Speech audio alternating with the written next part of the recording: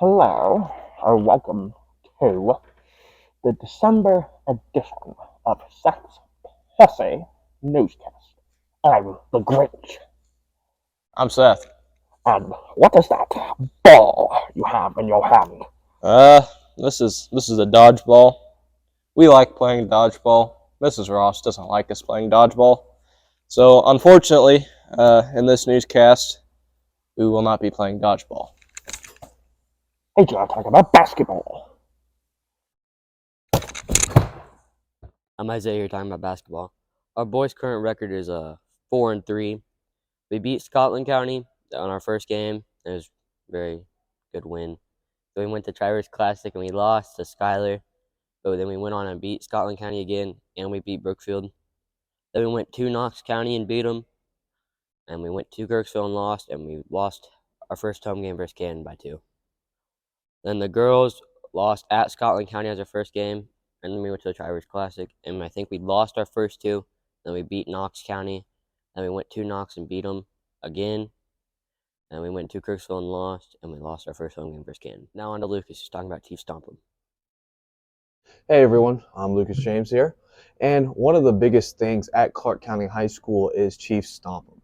And I'm sure you're wondering, where did this thing originate, because it's quite unique. And pretty much what happened was, in the late 1970s, legendary Clark County coach Johnny Wood went to a Quincy Blue Devils game, and he saw how they had their performance, where they had a Blue Devil go out there, hype up the crowd, get everybody psyched, get the players psyched, and really just create an electric atmosphere. So Johnny Wood decided to pitch this to the Clark County School Board at the time, and it passed with flying colors. And since then, Clark County High School Chief Stomp 'em has been one of the most renowned and respected and highly sought after roles for any student in Clark County High School. It's one of the best ways that we get the student body involved in Indian pride in our athletics, and it's also a great thing for the community. For the first time, actually last year was the first time we did this, people other than seniors, so freshmen, juniors, and sophomores, were allowed to participate and potentially be Chief Stomp 'em. Reprising his role from last year is now junior Drew Holstead, and senior Wyatt Randall gets the Chief Stomp 'em job this year. And I think it's just best to show you what Chief Stomp 'em does. So why don't we take a look from our first home game.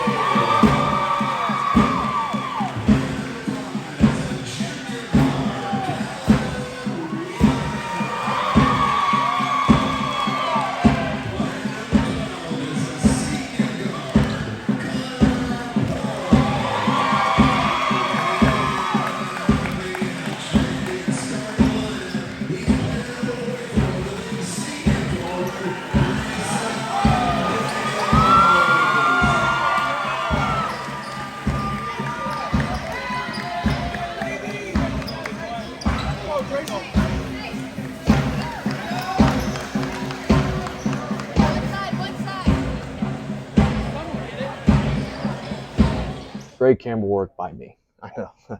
Anyway, as you can see, Chief Stompham's performance is quite electrifying. How he runs out there, high fives all the kids, and does his signature Indian dance. Now, one of the biggest stories that we've ever had in school history with Chief Stompham was the horrific accident that happened back in 1992. And I figured the best way to figure out and learn about what happened is to talk to somebody who was there as the horrific events occurred. So we're going to now send it on to my dad, who is going to tell us the story. Hey, Dad, thank you for doing this interview. You're welcome. Anyway, so I believe you were there when the Indian Chief Stompham unfortunately caught on fire and that horrific accident happened. Do you remember what year you were in, like what grade you were in when this happened?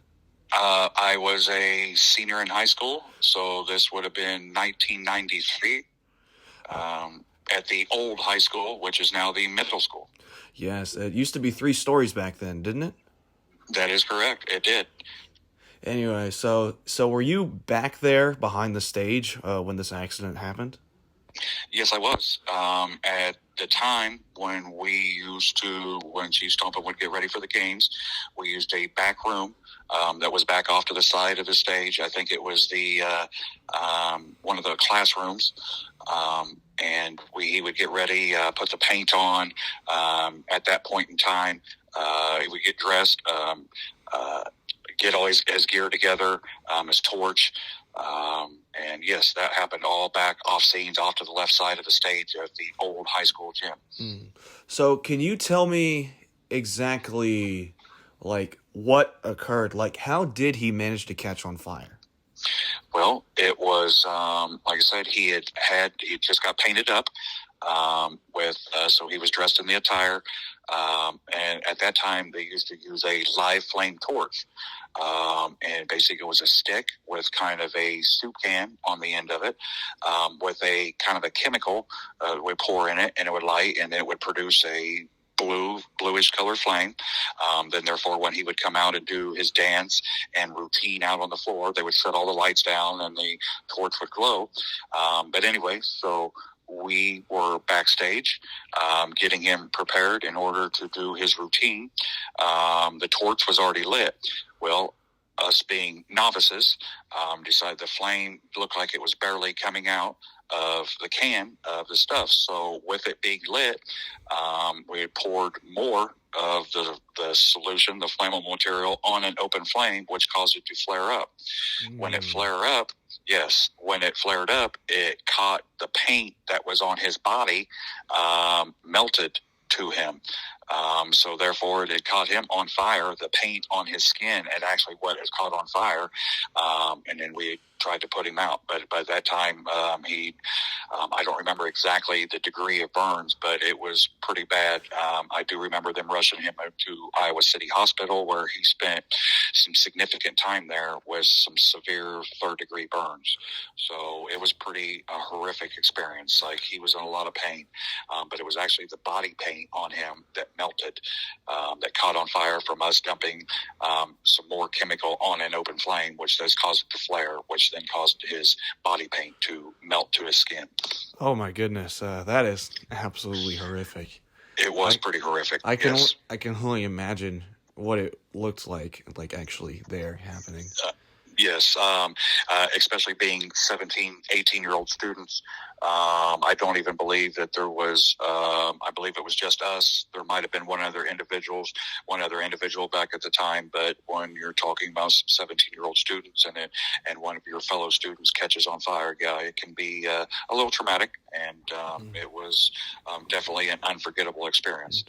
Yeah, well, do you have any kind of update on how he ended up being? Because I know you mentioned that he was in the hospital for quite some time.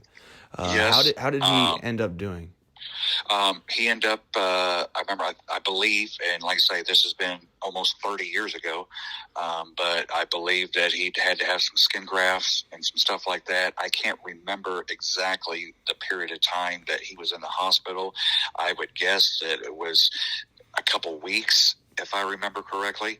And then he eventually came back to school and finished out his senior year and graduated. But I do know that, ended up getting a different, obviously due to his injuries, he wasn't able to continue as Chief Stompum. So another classmate of mine took over the duties as that. But I do remember this individual. He did end up coming back to school. I'm trying to, if I remember correctly, he was probably out of school for a month, probably, during this period of time. So yeah, it was something else. Wow, that's pretty horrific. That's why we don't use the fire now.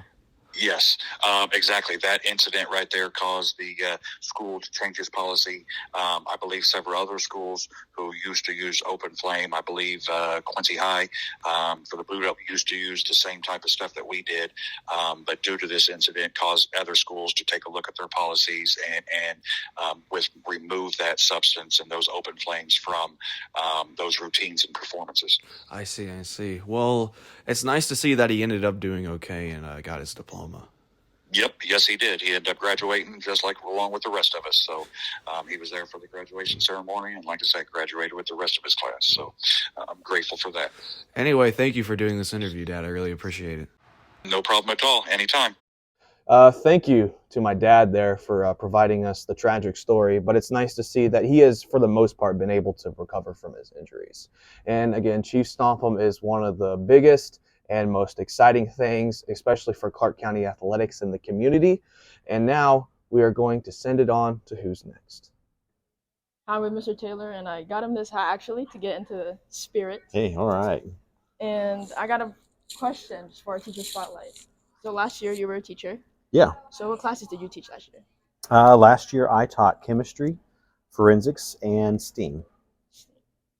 And you were a vice principal also? Yes. Yep. So how did you balance that out from being a teacher?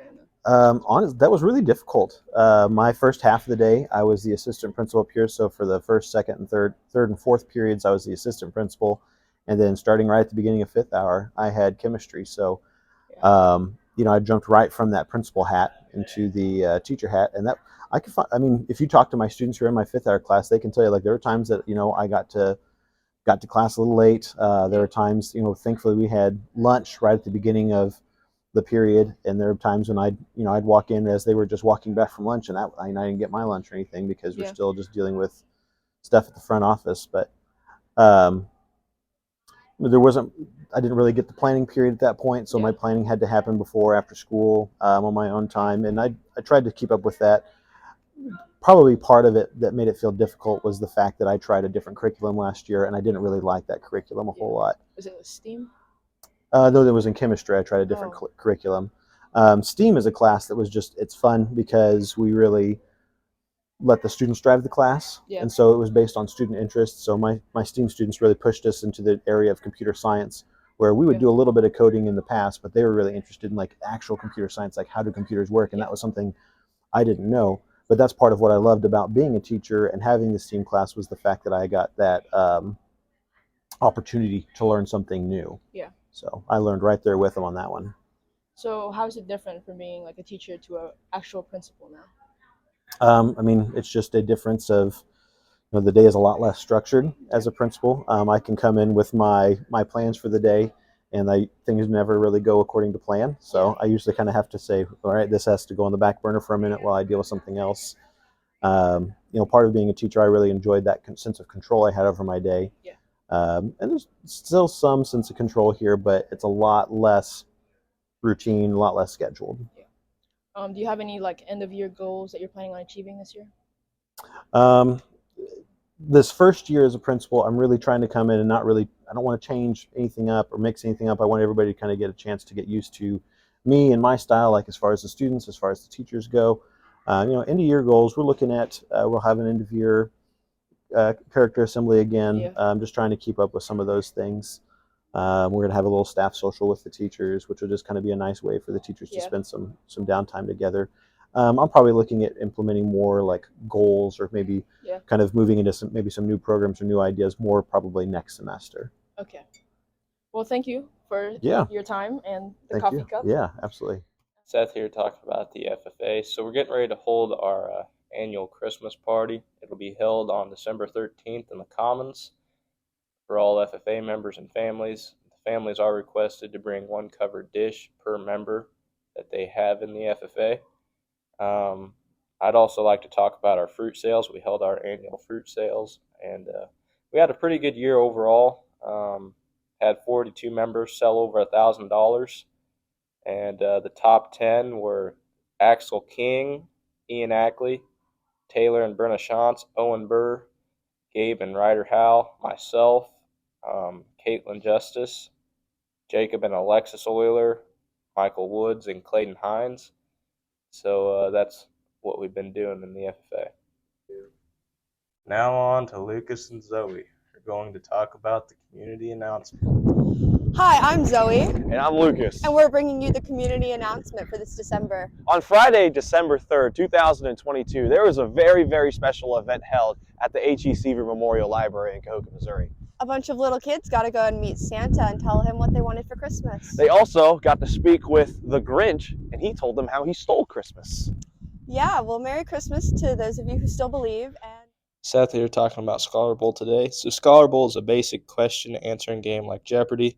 So they will ask you a question. It'll be a knowledge question, basically over science, history, math, sometimes sports. You'll buzz in, you'll answer your question, and if you get it right, your team gets a point. Then you'll get a bonus question. So stuff like that.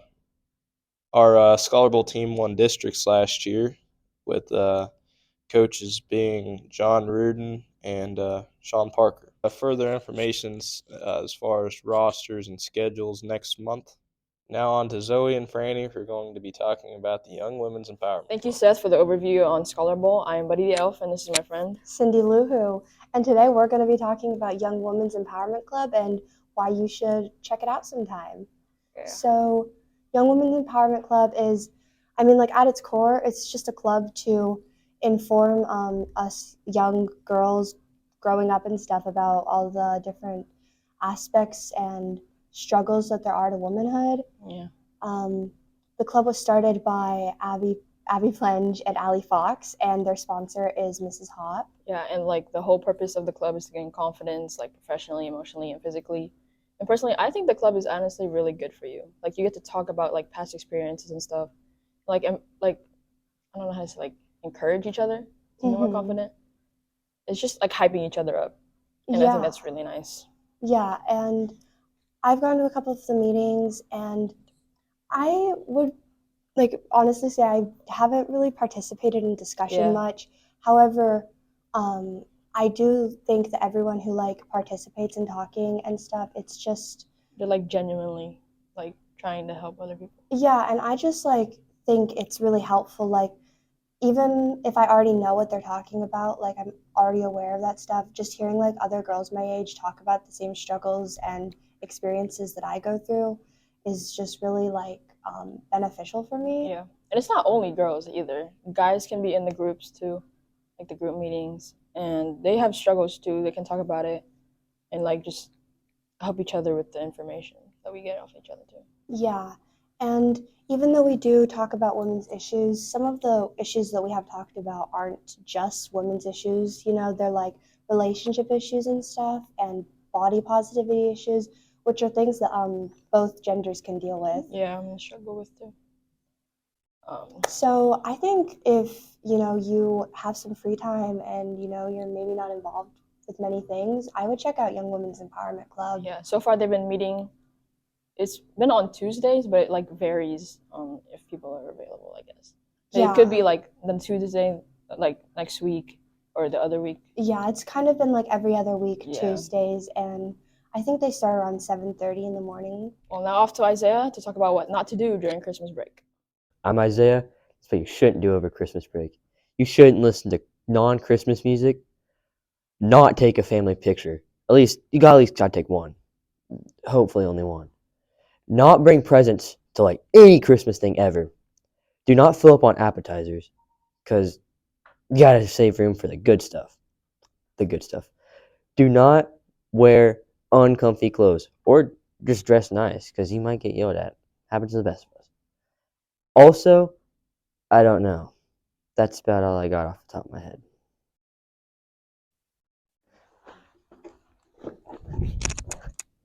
Now on to Seth's Posse's Christmas segment. Seth here from Seth's Posse, and today we're going to be doing our annual Christmas segment. So pretty much what we're doing is we are doing the greatest gift exchange of all time. And who wants to give the first gift? Seth? Okay. So now Seth's time to give his gift. Seth! Take it away. So I had the privilege, you could say, or the honor, to get a gift for Mr. Harden here, a valued member of Seth's Posse. Here you go, Isaiah. Oh, yay! So excited. What could that? What could it be? I think it's what everybody needs. Toilet brush. How exciting. Wait, what else is in here? Nothing. I'll take those. The person that gets my gift, very valued member of the team. He's a hooper, he's a rapper, he's an editor, he's an anchorman sometimes. He does it all. Mr. Young James. Thank you so much. I'd been going through a very rough stage in my life. And you know what? This is going to give me the motivation to turn my whole life around and finally start my career to become a McDonald's manager. And now, actually, Zoe, I believe you want to give the next gift, don't you? All right. So my gift is for Franny. Oh, I hope you like it. jeez, I wonder what it is.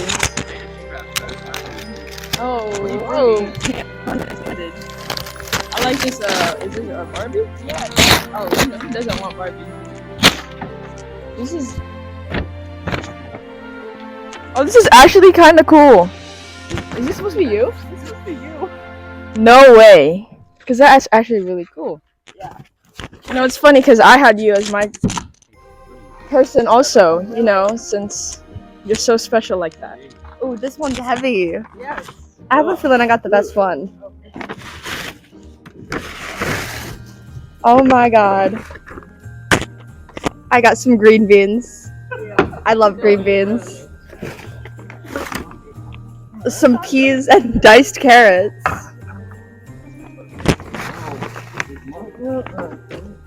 And tuna. I'm going to make some lovely soup with this later. Who hasn't given their gift yet? Actually, give it here. Because, guys, we have some very sad news. This is the official end of Seth's Posse. Not true. Why not? The draft. Oh. Seth's Posse is coming back one way or another here. But we will be lacking one member of the posse. Here you go, Me. Oh, not me. It's me. I'm leaving. Goodbye. It was so nice, and I cherished every moment of being a part of Seth's Posse. I have 2 microphones now. Bye, Zoe. Tell her bye. Bye, Zoe. Bye, Zoe. Because we needed you. Wait, guys. We should give Boss Ross a gift. We should give. Man, how does this work? I was not done saying bye. Bye, Zoe. Bye. Hey, do I just shove this in the toilet? No, I assume it's what you use to clean it. I mean, I thought it was honestly. I thought it was. it's a dual. It's dual. Yeah. It's dual purpose. Whoa. What is that implying, Franny? I'm just saying, I'm gonna put this in your hair now. Oh, word. What hair? It already looks like my hair, so I don't know what's wrong. Anyway, guys, this is a great example of family banter, and this is just how close this group has grown over the few months. And you know what? We have to thank the person who's responsible for putting this group together. So, guys, why don't we go give something to? Yeah, let's go give something to Mr. Ross. Yeah, let's go. Shout out to Graydon Klein, by the way, who's filming all of this. So here we go, guys. Ready for the dangerous trek onto Boss Ross's room. Drop the beans. You drop the beans. I got peas, greens, potatoes, tomatoes, ham. I got beans, greens, potatoes, tomatoes, lamb, rams, hogs, dogs, chicken, turkeys, rabbits, you name it! Oh wow, look at Boss Ross right there doing doing her thing.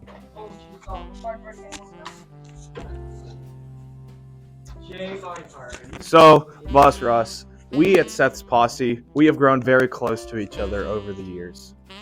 Also known as like 3 months. Okay, so Boss Ross.